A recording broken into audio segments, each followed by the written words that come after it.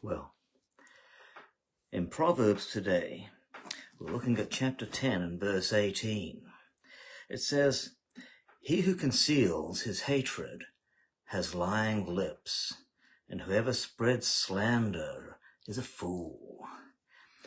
If you've got a problem with me, I want to know everything that you're dealing with when it comes to your issue with me.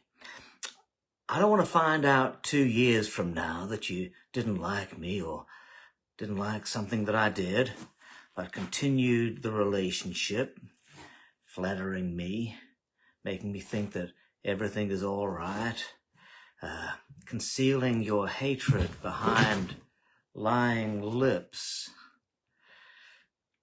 All healthy relationships are built upon truth, honesty, mutual trust. So let's keep our accounts up to date so that we can enjoy a relationship based upon the knowledge that we are working on level ground with each other. The wise man mentions lying lips. Before we address the lies that we tell each other, we need to address the lies that we tell ourselves. Do not doubt that we are strangers to ourselves. People are proficient at cover-ups. We rationalize and camouflage the truth and try to hide our worst secrets, even from ourselves. There's a reason why Adam and Eve hid in the Garden of Eden. There's a reason why they covered their naked shame with fig leaf miniskirts. They were hiding from the truth. In order to get to the truth, God had to go looking for them. It wasn't easy for Adam and Eve to face the truth. They had already pre-constructed layers of arguments and blame and slander to cover their guilt and shame. But they had to open up because only the truth will set you free. Proverbs alerts us to the fact that whoever spreads slander is a fool. I don't need to lie in order to slander. All I need to do is malign you with a little gossip. To slander means we undertake character assassination. Character assassination means that slander is revealing a hidden hatred, a hatred that is lurking inside my heart, and it's reached a murderous level. Of course, society doesn't condone murder, and after all, I'm a good person. I might even be a good Christian, so I'm not going to take a literal knife and stick it into you. I'm just going to stab you in the back. It's called character assassination. The rationale that allows me to slander someone is an insidious sense of personal shame. That's what motivated Cain to kill Abel. Sin and guilt and shame is what we live with. It's part of the human condition. Only an ongoing engagement with the truth can set you free and keep you free.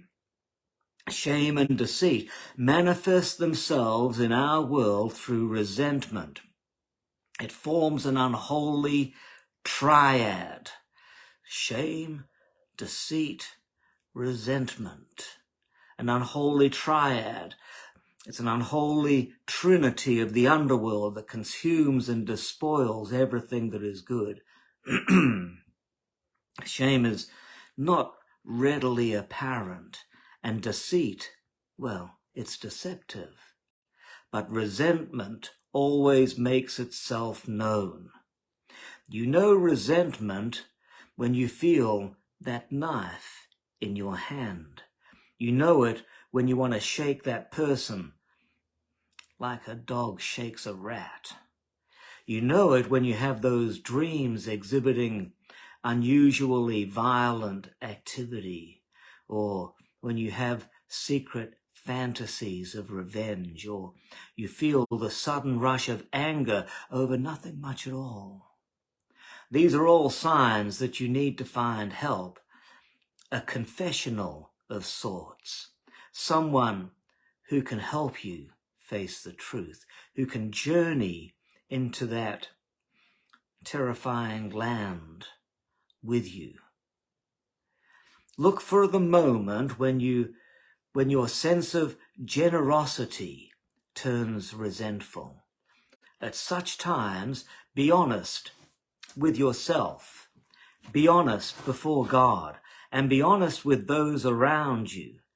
Only the truth can set you free.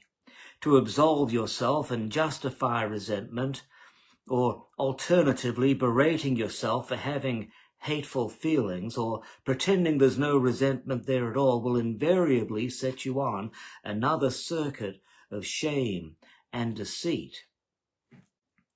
Continued